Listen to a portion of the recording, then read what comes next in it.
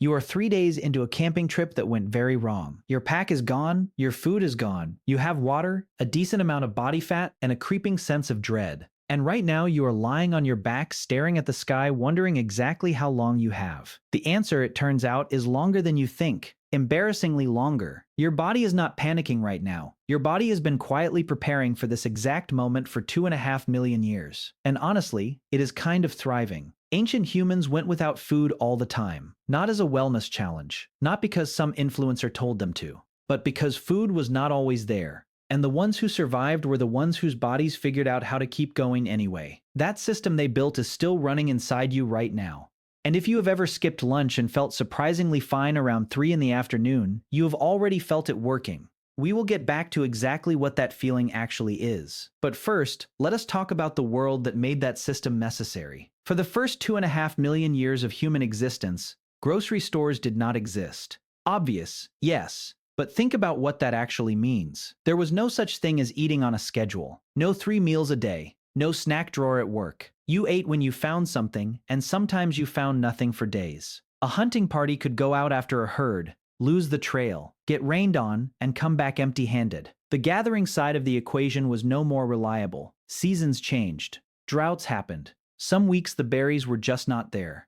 The interesting thing, the thing that rewrites what most people assume about prehistoric life, is that researchers have found hunter-gatherers were not actually starving constantly. A 2014 study by J. Colette Burbesque and colleagues at the University of Roehampton, published in Biology Letters, looked at actual famine data across cultures and found that hunter-gatherers suffered from famine less often than early farming societies, less than farmers. The people we picture as hand-to-mouth survivalists were actually more food stable than the people who invented agriculture. Take a second with that. The cave dwellers were eating more reliably than the wheat farmers. The reason is mobility. When food ran out in one place, hunter-gatherers did something farming communities could not do. They left. They picked up and moved toward food. They were not tied to a field. They were not waiting for a harvest. You do this too. It is called moving to a new city for a better job, and your ancestors would completely understand the logic. But here is the catch. Even mobile, resourceful, experienced foragers had lean periods. An unusually cold season, a migration that moved the herd somewhere unexpected, 3 days of rain that made tracking impossible. And when those lean periods hit, the human body did not just crash, it switched gears. What happens inside you when you stop eating is one of the most elegant pieces of biological engineering that evolution ever produced, and it starts happening faster than you would ever guess.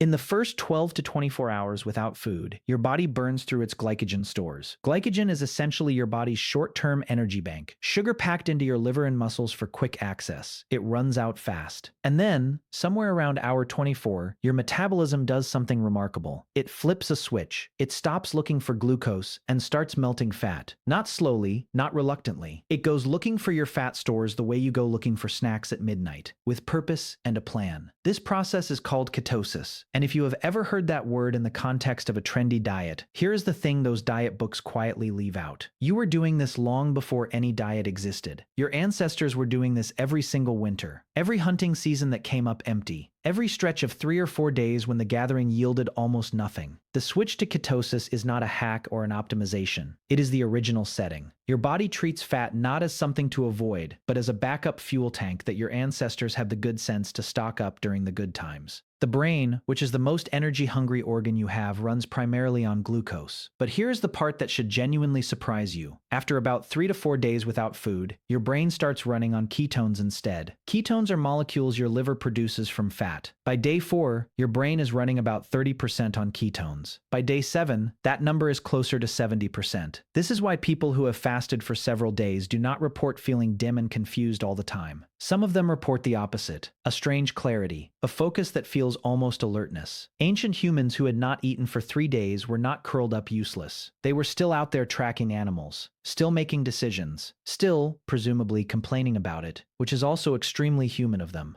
And then it gets genuinely strange, because after all that, the human body left without food long enough goes after its own muscle. Once fat stores are seriously depleted, the body starts breaking down protein, muscle tissue. And this is where the system stops being elegant and starts being desperate. At this stage, vital organs begin to weaken. The immune system fades. The heart, which is made of muscle, becomes vulnerable. This phase was not a regular feature of ancient life for most people. It was the edge case. The thing that happened during true famine, prolonged catastrophe, deep winter in an unusually bad year. It was the warning system, built into a system that was already very good at not reaching that point. Here is the modern connection that should make you slightly uncomfortable. Every single time you hear someone describe intermittent fasting, the keto diet, or clean eating, they are describing a watered-down, voluntary, Instagram-friendly version of something ancient humans did every single season without choosing to. The influencer who tells you your body is in fat-burning mode after 16 hours without eating is technically correct. They are just missing the part where your ancestors did that without a ring light or a supplement sponsorship. You skip breakfast and call it a fasting protocol. Your ancestor from 50,000 years ago skipped breakfast because the hunt yesterday went badly and the tubers were not where anyone expected. You both entered mild ketosis by mid-afternoon. You both probably felt a little foggy around hour 18 and then oddly fine around hour 24. The difference is you had oat milk in the fridge the whole time. They did not. They stayed in that state for another 4 days. And then they found a herd, and they ate more than you have ever eaten at one sitting in your entire life, in one go, because they absolutely needed to refill that tank.